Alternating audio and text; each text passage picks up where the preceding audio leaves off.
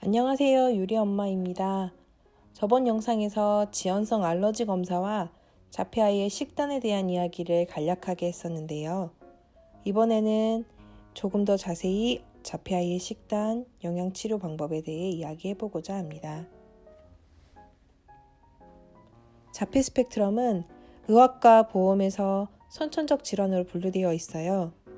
이것은 바로 자폐의 원인이 확실하지 않고 후천적으로 나타나는 질환이 아니라는 것을 뜻합니다. 그래서 치료에 대한 확실한 방법 역시 구체적이지 않는데요. 대부분 질병을 설명하면서 유전이라는 말을 대수롭지 않게 합니다.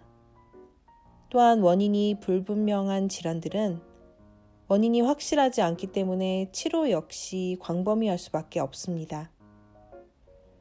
이렇게 유전학적 허무주의나 원인 없는 질환을 직면하게 되면 환자나 가족들 입장에서는 할 수 있는 게 별로 없습니다.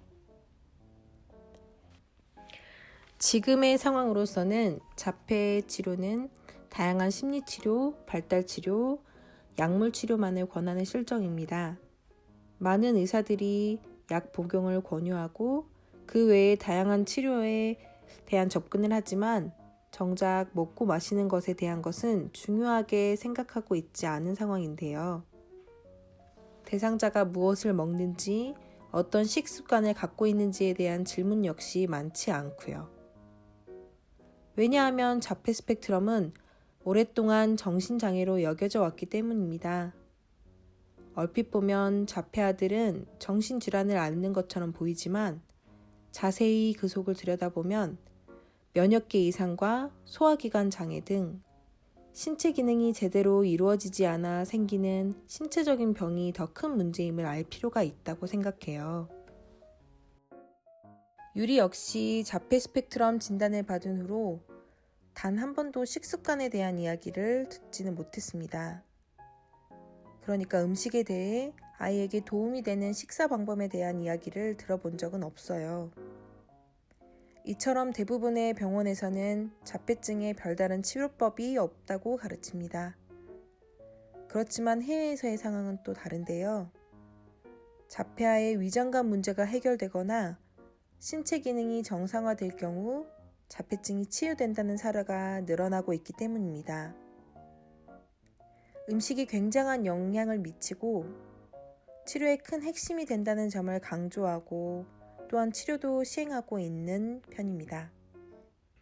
간단히 말하자면 자폐아들의 뇌가 더 이상 손상되는 것을 막기 위해 뇌에 안전한 식이요법을 해야 한다는 것입니다. 이를 위해서는 장을 치료하고 아이들의 면역력을 높이며 손상된 신경계를 고치거나 새로운 신경을 자라도록 영양요법을 하는 것이죠. 이것은 분명 정신질환만의 문제가 아닌 신체 기능의 문제도 분명 존재한다는 뜻이에요. 우리가 먹는 음식은 몸 밖으로 나오기 전 어떠한 영향이라도 끼치고 나온다 합니다. 이전 영상에서도 말했었지만 자폐 스펙트럼 장애를 가진 많은 아이들이 투과성 장관, 흔히 구멍난 장 누수증후군으로 고통을 겪는 경우가 많다고 합니다. 장점막 누수증후군은 장이 줄줄 새는 현상이라는 다소 과격한 뜻을 담고 있습니다. 분해가 덜 된 거대한 단백질 분자들이나 체내로 흡수되면 안 되는 유해 요소들이 장벽을 통과해서 흡수되는 현상을 의미하는데요. 건강한 점막에 염증이 생기면 그 세포가 부풀어 오르면서 더 이상 단단한 결합을 유지할 수 없게 됩니다. 이렇게 생긴 빈틈으로 그 단백질들이 통과하는 것인데요. 우리의 면역 시스템이 이 커다란 단백질과 유해 요소를 접하게 되면 이를 외부에서 침입한 병원균으로 인식하여 면역 반응을 일으키게 됩니다.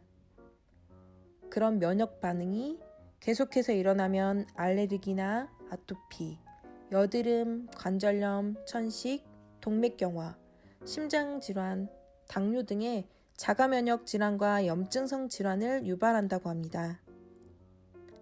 특히나 우리 몸에서 체내의 세포와 유사하게 생겨 면역세포를 자주 헷갈리게 하는 것 중에 하나가 우유 단백질인 카제인과 소의 단백질입니다. 둘 다 소에서 나오는 것들인데 특별히 아토피 환자에게 우유를 섭취하지 말 것을 권하는 이유가 여기에 있다고 합니다.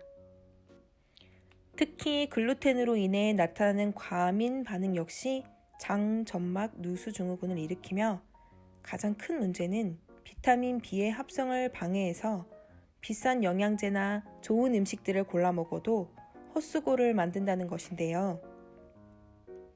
장이 줄줄 샌다면 아무리 좋은 걸 먹어도 무슨 소용이 있을까요?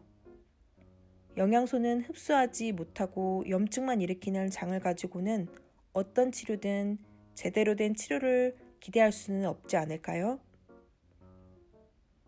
이런 장, 점막, 누수 증후군을 치료하기 위해서는 우선 장, 점막, 누수 검사와 대변 검사를 통해 확실한지 진단받는 것이 필요하다고 합니다. 또한 원인이 되는 음식이 무엇인지 파악해야 하고 치료를 위해서 원인이 되는 음식은 절대로 입에 대서는 안 된다고 합니다. 전 영상에서도 말씀드렸지만 이 자폐 아이들의 장은 글루텐과 카제인 함유 식품, 즉 우유나 빵, 밀가루를 포함된 음식들을 소화시킬 때 혈액 속으로 독소를 누출하게 된다고 합니다. 그리하여 아이들의 뇌와 장기에 치명적인 작용을 하는 것인데요. 좀 더 자세히 이야기해보자면 글루텐과 카제인은 장에서 완전히 소화되지 못해 데소몰핀과 카소몰핀이라는 물질로 바뀌어서 몸속의 신경계들을 교란시키는 작용을 한다고 합니다. 이 독소는 자기 방식대로 아이들의 뇌에 작용하며 고통을 못 느끼게 하는 아편 수용체로 만들어버리고 맙니다. 즉 마약류인 몰핀 같은 역할을 한다는 것이죠. 고로 글루텐과 유제품을 먹는 것은 이 자폐 아이들에게 몰핀 약물을 투여하는 것과 같다는 뜻입니다. 이는 아이들에게 고통을 덜 느끼게 하고 자극을 추구하게 하여 자해행동이나 과잉행동, 자기 자극 행동 등을 불러일으킨다고 합니다. 원하지 않아도 뇌에 작용을 하게 하여 아이들의 자기 자극 행동 등이 나타난다고 한다면 정말 얼마나 속이 상하는 일일까요? 이런 상황을 알았다면 아이를 위해 우리가 시도해 봐야 할 일이 있겠지요. 바로 자폐 아동을 위한 식단, 카제인, 글루텐을 제거하는 식단을 시작하는 것입니다. 이 식습관으로 효과를 보려면 최소한 3개월은 지켜야 하며 6개월이 최적이라고 제안하고 있습니다. 이 뜻은 3에서 6개월 동안은 항상 100%이 식습관을 유지한다는 뜻이기도 합니다. 카제인과 글루텐이 초래한 독성을 해독하려면 그 정도의 시간이 필요하기 때문인데요. 사실 가장 괴로운 것은 이것입니다. 우리 아이가 먹을 것이 없지 않나요? 이런 생각이 드실 게 분명합니다. 사실 저도 요리 식단을 조절하는 것이 정말 어려운 일이라는 걸 누구보다 더 잘 알고 있으니까요. 성장을 위해 필요하다는 우유, 치즈, 요거트, 아이들이 좋아하는 간식인 아이스크림, 빵, 케이크, 쿠키, 과자. 아이가 죄다 좋아하는 음식을 식탁에서 전부 지워야 한다니 이것이 아이에게는 다 독약이나 마찬가지라니 답답하실 수밖에 없을 거예요. 하지만 조금만 더 깊이 생각해보면 어떨까요? 치료의 한 부분으로 생각해본다면 조금은 달라지지 않을까요? 아이가 먹는 것이 곧 아이를 형성한다고 합니다. 이는 성인도 마찬가지인 셈이겠죠. 물론 자폐 스펙트럼을 가지고 있는 모든 아이들이 소화기관이나 면역력, 대사 이상을 가지고 있는 것은 아닙니다. 하지만 아이가 자기 자극 행동이나 과잉 행동, 상동 행동이나 또는 배변 양상에 변화가 있는 경우는 특별히 주의를 필요로 하지 않을까 생각됩니다. 언어치료, 감통치료, 놀이치료, 가정 내에서의 치료도 물론 중요하지만 첫째로 아이에게 독이 되는 음식을 제한 식단 조절을 한번 해보시는 건 어떨까요? 한 달, 적게는 10일만이라도 식단을 조절해 보시면 달라진 아이의 모습을 느끼게 되실 거라고 생각합니다. 유리도 더욱 좋아질 수 있도록 저도 더 노력하려고 합니다. 자폐 아이를 양육하시는 양육자님들께 조그만 도움이 되셨으면 좋겠습니다. 오늘 또 시청해주셔서 진심으로 고맙습니다. 늦었지만 새해 복 많이 받으세요.